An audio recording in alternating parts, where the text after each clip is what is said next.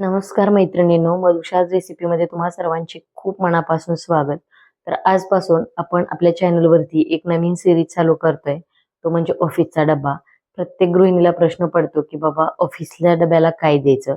आता मुलांच्या टिफिनची रेसिपी ती सुद्धा सिरीज आपण चालू करतोय. त्याच्या अगोदर नवरोबाचा ऑफिसचा टिफिन ही सिरीज सुरुवातीला करते. तर तुम्ही जर असंच आपल्या चॅनलशी कनेक्ट राहण्यासाठी आपल्या चॅनलला सबस्क्राईब करा. म्हणजे तुम्हाला दररोज वेगवेगळ्या रेसिपी बघता येतील आणि डब्याचं तर अजिबात टेन्शनच राहणार नाही. चला व्हिडिओला सुरुवात करूया. आता सुरुवातीला तर मला इथं म्हणजे आजचा मेनू असणार आहे आपला पनीरची भाजी, जिरा राईस, चपाती आणि सलाड आणि नाश्त्यासाठी आपण काहीतरी बनवूया. ते व्हिडिओमध्ये पुढे दाखवेनच. तर हे जे नियोजन आहे तर ते तुमचं संध्याकाळीच ठरलेलं असायला हवं. म्हणजे सकाळी अजिबात गडबड होत नाही. जी काही तयारी आहे ती सुद्धा तुम्ही संध्याकाळीच करून ठेवली तरी सुद्धा चालेल. जर तुमचे मिस्टर सकाळी लवकर किंवा उशिरा ऑफिसला जातात त्याच्यावर डिपेंड असेल. जर सकाळचे लवकर जात असतील तर थोडीफार तयारी संध्याकाळीच केली तर अजिबात गडबड होणार नाही. आणि मग थोडेसे लेट जात असतील तर काहीच प्रॉब्लेम नाहीये. तर मी इथं जिरा राईससाठी 1 वाटी जो बिर्याणीचा तांदूळ असतो, तो तांदूळ भिजत ठेवलाय. आणि त्याच्यानंतर सकाळी उठले की महत्त्वाचं काम असतं ते म्हणजे कणिक भिजवणं. कारण कणिक जर भिजली नाही तर चपाती दुपारपर्यंत अजिबात मऊ राहत नाही. एकतर आपण टिफिन देतो ते थंड झालेलं जेवण असतं, तेच दुपारी जेवावं लागतं. त्याच्यामुळे मग चपाती तर मऊच असायला हवी. मऊ असेल तर एक वेळ जेवण तरी करू वाटतं. त्याच्यामुळे मग कणिक भिजत ठेवली आणि मी कणिक भिजवताना त्याला फार असं काही चुरत वगैरे नाही बसत. अशा व्हिडिओमध्ये दाखवते ना अशा पद्धतीची खोलगट पाटी तुम्ही घ्या. त्याच्यामुळे काय होतं अगदी 2 मिनिटामध्ये कणिक भिजवता येते. पटकन कणिक भिजवून तशीच झाकून ठेवून देते मी. म्हणजे बाकीची भाजी वगैरे होईपर्यंत मग कणिक छान अशी मुरली जाते आणि मग नंतर मी तेल लावून त्याला व्यवस्थित मळून घेते. आता आज पनीरची भाजी होती त्याच्यासाठी मस्त कांदा टोमॅटोचं वाटण करायचंय. म्हणून हे कांदा टोमॅटो पटपट कापून घेतला आणि या व्हिडिओमध्ये मी तुम्हाला प्रत्येक गोष्ट दाखवणार आहे. अजिबात कुठलीही गोष्ट स्किप केलेली नाहीये. फक्त व्हिडिओ थोडासा स्पीडमध्ये केलेला आहे. तो पण वेळेअभावी. व्हिडिओ खूप मोठा होतोय म्हणून. त्याच्यामुळे जर तुम्हाला सकाळच्या घाई गडबडीमध्ये अगदी 30 ते फार फार तर पाऊण तास म्हणजे अर्धा ते पाऊण तासामध्ये तुमचा संपूर्ण स्वयंपाक तयार होईल.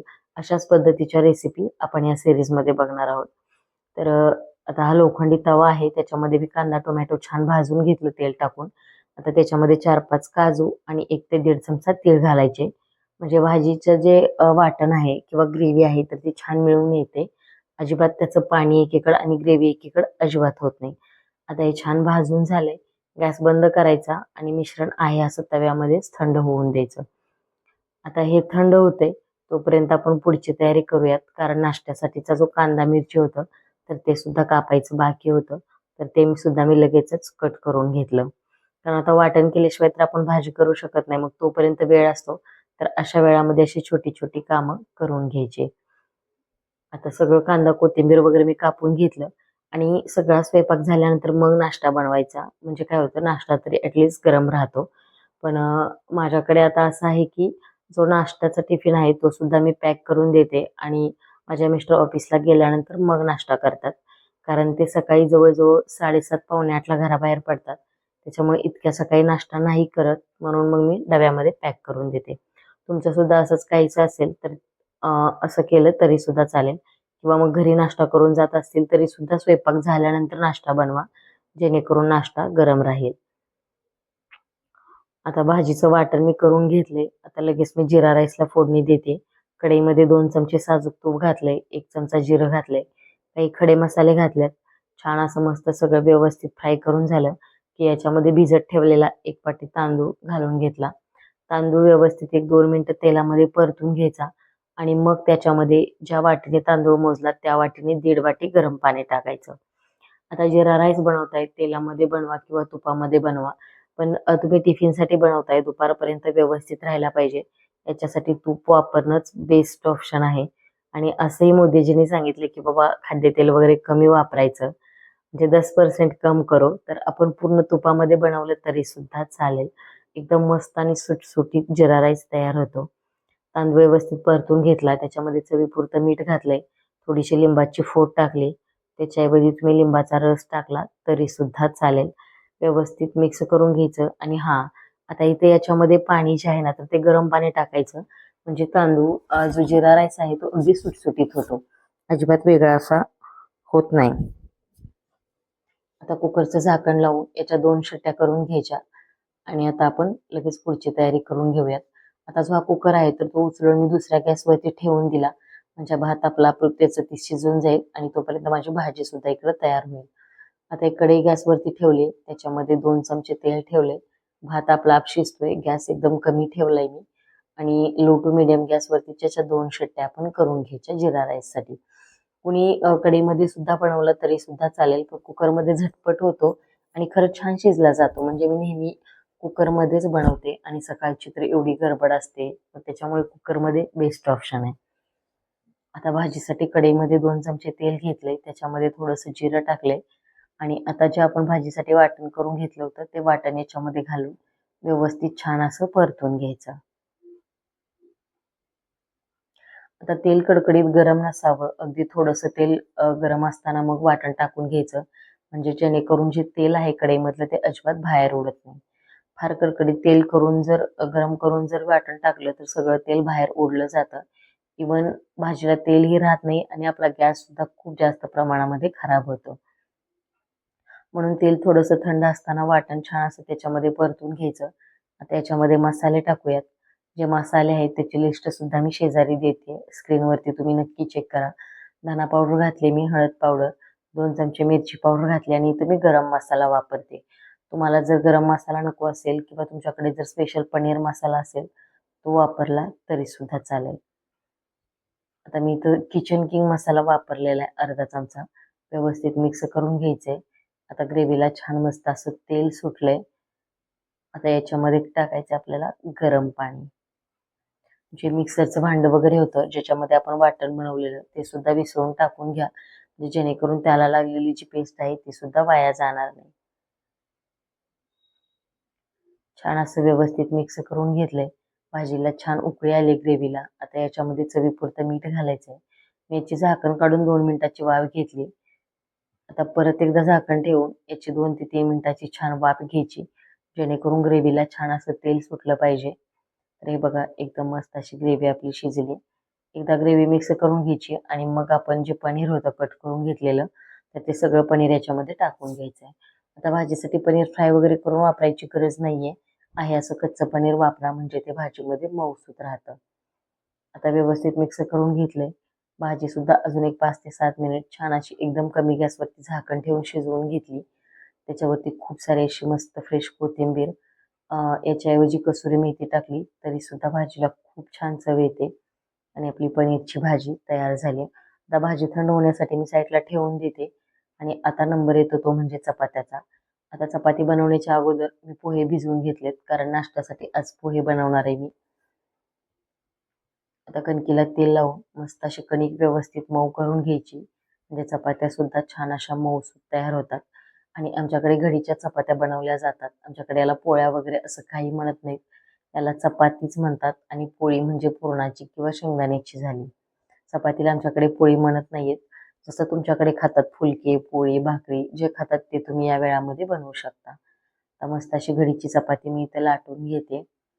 आता मी चपाती लाटताना काय करते, ज्या काही डब्याच्या चपात्या असतील 1, 2, 3 तर त्या एकदाच लाटून घेते आणि ॲट अ टाईम मग पटकन भाजून घेते. एक-एक लाटून एक-एक भाजत असं नाही बसत, कारण त्याच्यामध्ये सुद्धा खूप वेळ जातो आणि गॅस सुद्धा वाया जातो. म्हणून काय करायचं 2-3 चपात्या लाटून घ्यायच्या आणि मग एकदाच भाजून घ्यायच्या.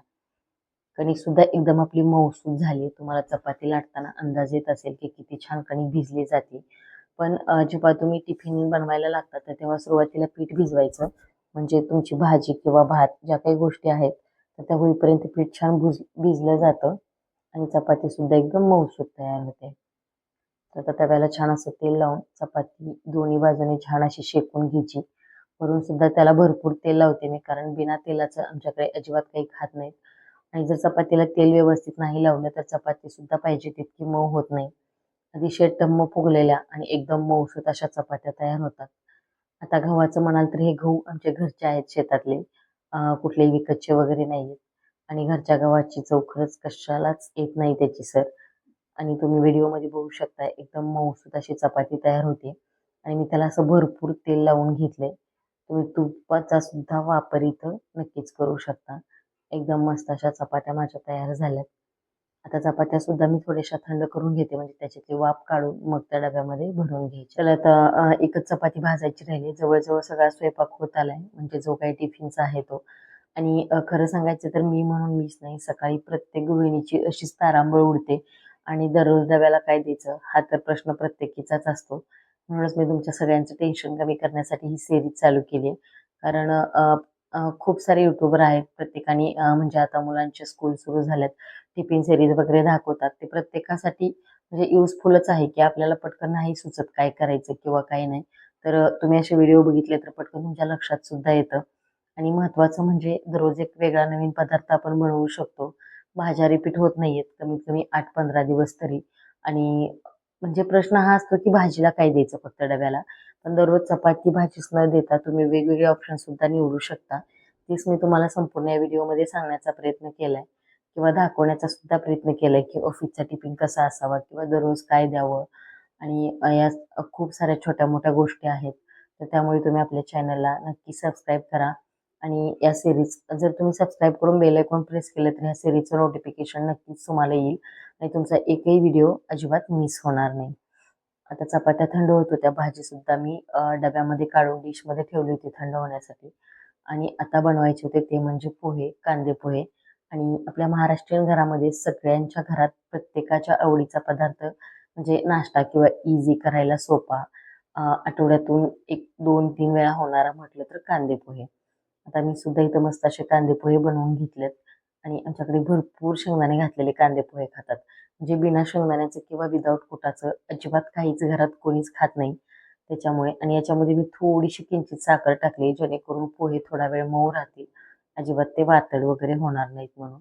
आता हे बघा भात सुद्धा किती मस्त असं एकदम सुटसुटीत जिरा राईस तयार झालाय. त्याच्यामध्ये वरून थोडीशी हिरवीगार कोथिंबीर टाकून घेतली मी बारीक चिरून. व्यवस्थित मिक्स करून घेतलं आणि आता आपण टिफिन भरूयात. आता पनीरची भाजी गरम होती म्हणून मी अशी डब्यामध्ये काढते दररोजच. एका डिशमध्ये पाणी घेते आणि त्याच्यामध्ये ठेवते. म्हणजे पटकन भाजी थंड होते. कारण बऱ्यापैकी भाजीमध्ये कांदा, टोमॅटो वापरलेलं असतं आणि आजकाल इतकी हीट आहे ना, त्याच्यामुळे मग ती भाजी खराब होते. म्हणून अशी पाण्यामध्ये ठेवून पूर्णपणे थंड करून मगच टिफिन भरायचा. नाश्त्यासाठी पोहे आहेत. मधल्या वेळेत खाण्यासाठी फुटाणे दिलेत. जीरा राईस आहे. पनीरची भाजी आहे. आज काही मी सलाड दिलेलं नाहीये कारण माझ्याकडचं सलाडचं सामान संपलेलं आहे म्हणून. नेक्स्ट व्हिडिओपासून तुम्हाला सलाडचा सुद्धा एक डबा नक्कीच याच्यामध्ये दिसेल. तर मस्त असा मिस्टरांचा टिफिन सुद्धा मी पॅक केलाय. तुम्हाला जर कसा वाटला व्हिडिओ नक्की मला कमेंट करून सांगा किंवा यातली कुठली रेसिपी आवडली हे सुद्धा सांगा. अ, तर असा टिफिन असतो. नाश्त्याचा टिफिन सुद्धा घरून पॅक करून देते ऑफिसमध्ये गेल्यानंतर. मग ते नाश्ता करतात आणि तुम्हाला सुद्धा ही सीरीज अशीच कंटिन्यू करायची असेल तर अशीच आपल्या चॅनलशी कनेक्ट राहा. व्हिडिओ पाहिल्याबद्दल धन्यवाद.